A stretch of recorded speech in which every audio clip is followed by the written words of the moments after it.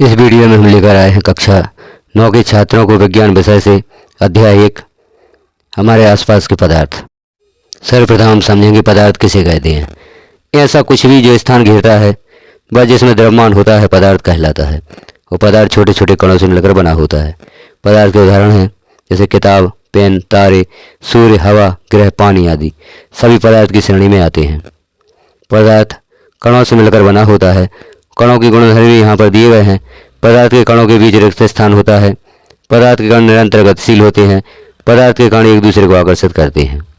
इन गुणधर्मों के लिए आगे हम कुछ गतिविधियाँ भी देखेंगे।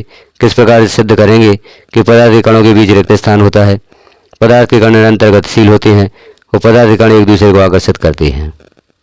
कणों के गुणधर्मों में हम देखेंगे पदार्थ के कणों के बीच रिक्त स्थान होता है, इसे कैसे सिद्ध करेंगे।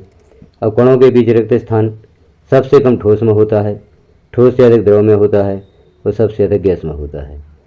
सबसे कम ठोस में और ठोस से अधिक द्रव में और सबसे अधिक गैस में कणों के बीच रिक्त स्थान होता है। कैसे हम इसे सिद्ध करेंगे। एक गिलास में पानी लेंगे, पानी में नमक और शक्कर मिलाकर देखेंगे। पानी का स्तर की जांच करेंगे। जैसे गिलास में नमक मिलाते हैं या शक्कर मिलाते हैं, पानी का स्तर कुछ देर तक नहीं बढ़ता, अर्थात जो कणों के बीच में रिक्त स्थान होता है, जैसे नमक के कणों के बीच में पानी व्यवस्थित हो जाता है और द्रव के कणों के बीच में जो रिक्त स्थान होता है उसमें नमक या शक्कर व्यवस्थित हो जाती है। इस प्रकार से सिद्ध होता है कि कणों के बीच में रिक्त स्थान होता है। कणों का दूसरा गुणधर्म है पदार्थ कण निरंतर गतिशील होते हैं। पदार्थ के कणों में गतिज ऊर्जा होती है। तापमान बढ़ने पर कणों की गति और तेज हो जाती है क्योंकि गतिज ऊर्जा अधिक हो जाती है। अब कणों की गति सबसे कम ठोस में होती है, द्रवों में मध्यम होती है और सबसे अधिक गैस में कणों की गति होती है। यदि हम किसी द्रव में कोई दूसरा द्रव मिलाते हैं, जैसे हम एक गिलास पानी ले लेते हैं और उसमें स्याही की एक बूंद डालकर देखते हैं, तो यह स्याही पूरे गिलास के पानी में फैल जाती है। इससे सिद्ध होता है कि कणों के बीच में गति होती है और इनमें गतिज ऊर्जा होती है। अब यदि हम देखें द्रव को गर्म करें तो हम देखते हैं कि यह कण बहुत ही तेज़ी से फैलते हैं। तो तापमान के साथ में कणों की गति भी बढ़ती है। यदि तापमान बढ़ाया जाए तो कणों की गति भी बढ़ जाती है और यह द्रव जिसमें दूसरा द्रव मिलाया गया है या रंगीन द्रव हम ले लेते हैं उसे मिलाया गया है तो वह तेज़ी से पूरे द्रव में फैल जाता है। अब हम देखेंगे पदार्थ का अगला गुणधर्म। पदार्थ के कण एक दूसरे को आकर्षित करते हैं। कणों के बीच आकर्षण बल होता है। सबसे अधिक ठोस में होता है, मध्यम द्रवों में होता है और सबसे कम गैसों में होता है। इसे हम कैसे सिद्ध कर सकते हैं। जैसे हमारे घरों में नल से पानी आता है तो वह निरंतर आता जाता है, सतत पानी आता है, अर्थात कण एक दूसरे को आकर्षित करते हैं और कणों का क्रम नहीं टूटता। इसी प्रकार से यदि ठोस में देखें तो यदि हम किसी ठोस को तोड़ने का प्रयास करते हैं तो ठोस अपने साथ और अधिक ठोस को लाता है। तो कणों के बीच में आकर्षण बल होता है। आकर्षण बल के कारण कण आपस में जुड़े होते हैं और पानी या द्रव सतत बहता है, उनका क्रम नहीं टूटता। आगे देखेंगे पदार्थ की अवस्थाएं। पदार्थ की कुल 5 अवस्थाएं होती हैं। अभी हम 3 अवस्थाओं से अवगत हैं, ठोस, द्रव और गैस। यदि गहराई से देखा जाए तो पदार्थ की 5 अवस्थाएं होती हैं। पहली अवस्था ठोस, दूसरी अवस्था द्रव, तीसरी अवस्था गैस, चौथी अवस्था प्लाज्मा और 5वीं अवस्था बोस या आइंस्टीन कंडेंसेट। इस प्रकार से पदार्थ की 5 अवस्थाएं होती हैं। ठोस, द्रव, गैस मुख्य होती हैं और प्लाज्मा और बोस 2 अवस्थाएं और होती हैं। इस प्रकार से कुल पदार्थ की 5 अवस्थाएं होती हैं, ठोस, द्रव, गैस, प्लाज्मा और बोस। इस प्रकार से 5 अवस्थाओं का अध्ययन हमें करना होता है। और मुख्य अवस्थाएं यदि देखी जाए तो 3 होती हैं, ठोस, द्रव और गैस। हम यहाँ पर 5 अवस्थाओं को देख रहे हैं। पदार्थ की मुख्य 5 अवस्थाएं होती हैं। अब यहाँ पर ठोस, द्रव, गैस, इनमें अंतर भी दिए गए हैं। यहाँ हम कणों की स्थिति देख रहे हैं। ठोस, द्रव, गैस में कणों की स्थिति क्या होती है। जैसे ठोस में ठोस की आकृति निश्चित होती है, निश्चित विमाएँ होती हैं, ठोस कठोर होता है, ठोस असंपीड होता है, इसे पीटकर एकत्रित नहीं किया जा सकता और निश्चित आयतन होता है ठोस का। असंपीड का अर्थ होता है कि जिस प्रकार गैसों को दाब द्वारा द्रव में परिवर्तित किया जा सकता है, ठोस को नहीं किया जा सकता। द्रव के गुणधर्म में द्रव का अनिश्चित आकार होता है, अनिश्चित विमाएँ होती हैं, बहाव होता है द्रव में, कम संपीड होता है, गैस की अपेक्षा द्रव कम संपीड होता है और द्रव की अपेक्षा ठोस और कम संपीड होता है और द्रव का निश्चित आयतन होता है। इसी प्रकार गैस के गुणधर्म देखें, अनिश्चित आकार होता है, अनिश्चित विमाएँ होती हैं, गैस में बहाव होता है, अधिक संपीड होती है और अनिश्चित आयतन होता है गैस का। गैस का आयतन अनिश्चित होता है। गैस को जब हम खुला छोड़ देते हैं तो उसके आसपास जितना भी क्षेत्र होता है, गैस उतने क्षेत्र में फैल जाती है और जो आसपास क्षेत्र है उसी का आकार गैस ले लेती है। इसी प्रकार से द्रव का भी आकार निश्चित नहीं होता, लेकिन इसका आयतन निश्चित होता है और ठोस का भी आयतन निश्चित होता है। इस प्रकार ठोस द्रव गैस में अंतर दिए गए हैं, इनकी अवस्थाओं के गुणधर्म यहाँ पर दिए गए हैं, तो हम यहाँ पर ठोस द्रव और गैस में अंतर बता सकते हैं। आगे अध्ययन करेंगे पदार्थ की अवस्था में परिवर्तन। तापमान में बदलाव करके पदार्थ की अवस्था में परिवर्तन किया जा सकता है। ठोस से द्रव और द्रव से गैस अवस्था में पदार्थ को परिवर्तित किया जा सकता है, जैसे तापमान में बदलाव करके। यदि तापमान बढ़ा दिया जाए तो ठोस को पिघलाकर द्रव बनाया जा सकता है और तापमान बढ़ा दिया जाए तो द्रव को वाष्प में बदला जाता है। इस प्रकार से पदार्थ की अवस्था में परिवर्तन तापमान में बदलाव करके भी किया जा सकता है और दाब में बदलाव करके भी पदार्थ की अवस्था में परिवर्तन किया जा सकता है। ठोस से द्रव और द्रव से गैस में परिवर्तित किया जा सकता है। तो यहाँ पदार्थ की अवस्था परिवर्तन का अध्ययन किया हमने। किस प्रकार से पदार्थ की अवस्था में परिवर्तन किया जा सकता है। तापमान में बदलाव करके अवस्था में परिवर्तन किया जा सकता है और दाब में बदलाव करके भी अवस्था में परिवर्तन किया जा सकता है। किसी भी पदार्थ पर तापमान परिवर्तन के क्या प्रभाव होते हैं, तो यहाँ पर हम देखते हैं। पहला गलनांक बिंदु में परिवर्तन होता है, क्वथनांक बिंदु, ऊर्ध्वपातन, निक्षेपण। इस प्रकार से 3 प्रभाव होते हैं तापमान परिवर्तन से। पहले बिंदु को समझेंगे। गलनांक बिंदु, किसी ठोस का वह तापमान जिस पर वह अपनी ठोस अवस्था से पिघलकर द्रव अवस्था में परिवर्तित होता है, गलनांक बिंदु कहलाता है। कोई भी पदार्थ जब किसी ठोस अवस्था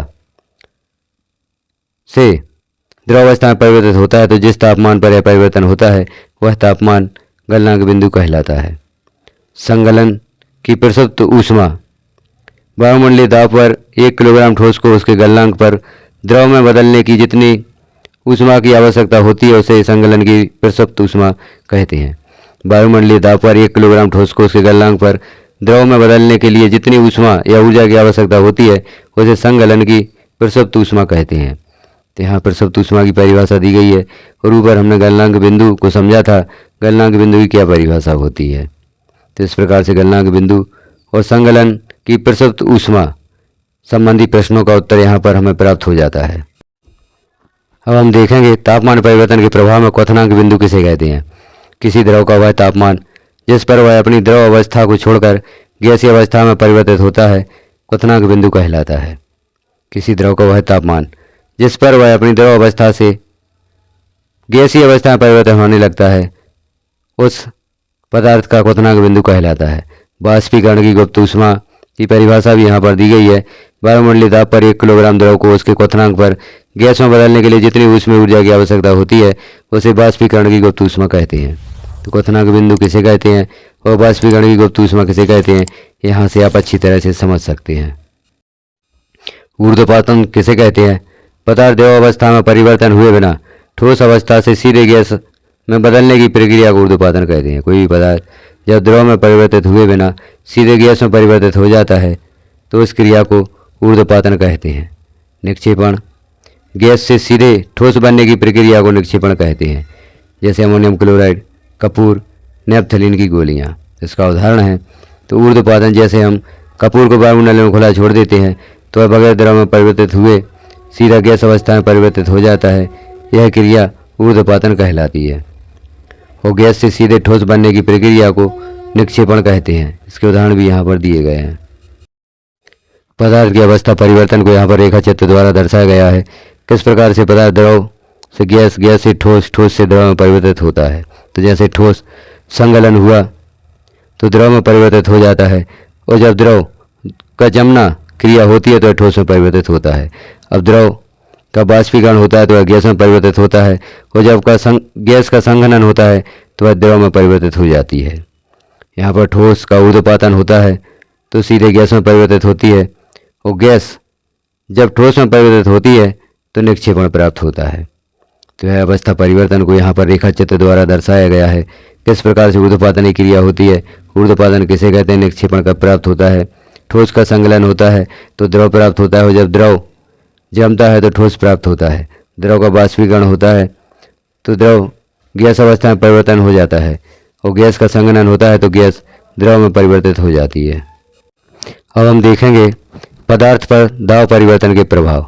यदि तापमान घटाने पर सिलेंडर में गैस लेकर उसे संपीड़ित करें तो कणों के बीच की दूरी कम हो जाएगी और गैस द्रव में बदल जाएगी। कणों की दूरी के अनुसार ही द्रव की अवस्थाएं होती हैं। जैसे जैसे कणों की दूरी कम हो जाती है पदार्थ ठोस में परिवर्तित हो जाता है, और कणों की दूरी बढ़ने पर पदार्थ द्रव और गैस में परिवर्तित हो जाता है।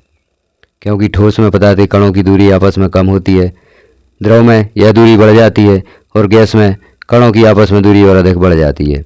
दाब बढ़ने से कण नज़दीक आ जाते हैं, दाब घटने से कण दूर जाते हैं।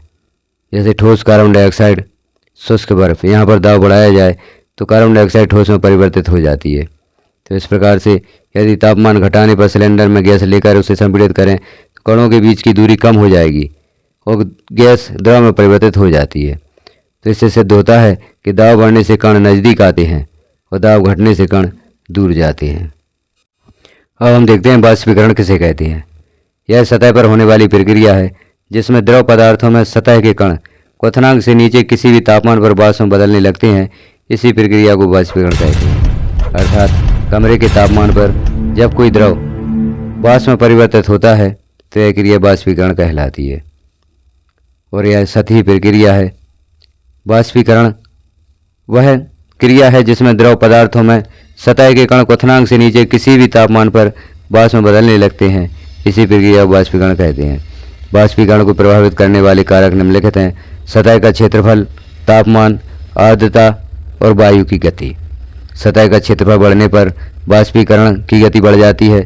तापमान बढ़ने पर भी तापमान की गति बढ़ जाती है। तापमान बढ़ने पर बाष्पीकरण की गति बढ़ जाती है। आर्द्रता बढ़ने पर बाष्पीकरण की दर कम हो जाती है, और वायु की गति बढ़ने पर बाष्पीकरण की दर में तेजी होती है या बढ़ जाती है। एक बार पुनः समझते हैं। सतह का क्षेत्रफल बढ़ने पर बाष्पीकरण की दर में वृद्धि होती है। तापमान बढ़ने पर भी बाष्पीकरण की दर में वृद्धि होती है, लेकिन आर्द्रता बढ़ जाती है तो बाष्पीकरण की दर कम हो जाती है, और आर्द्रता कम होती है तो बाष्पीकरण की दर बढ़ जाती है। वायु की गति बढ़ने पर भी बाष्पीकरण की दर बढ़ जाती है। हमने सामान्य जीवन में भी इसके उदाहरण देखे हैं। जब हम कपड़े सूखने डालते हैं तो कपड़ों को फैलाकर यदि सूखने डाला जाए तो वह जल्दी सूखते हैं। यदि धूप तेज है तो कपड़े जल्दी सूखते हैं। बरसात में गीले कपड़े देर में सूखते हैं, और वायु की गति यदि तेज है तो फिर भी कपड़े जल्दी सूखते हैं। वायु की गति कम है तो कपड़े सूखने में देर लगती है। इस प्रकार से बाष्पीकरण को प्रभावित करने वाले निम्नलिखित कारक होते हैं। बाष्पीकरण से शीतलता कैसे होती है?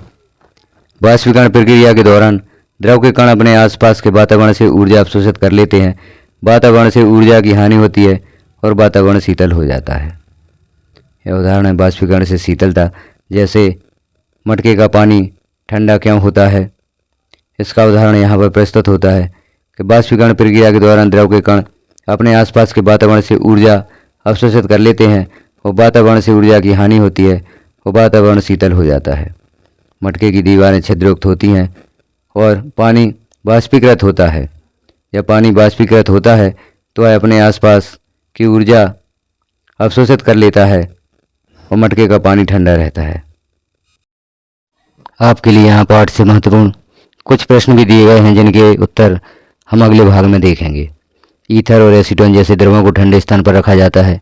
घरों तथा अस्पतालों में कौन कौन सी गैसें संपीड़ित रूप से सप्लाई की जाती हैं, इस प्रकार के प्रश्न आपको अगले भाग में पब्लिश किए जाएंगे।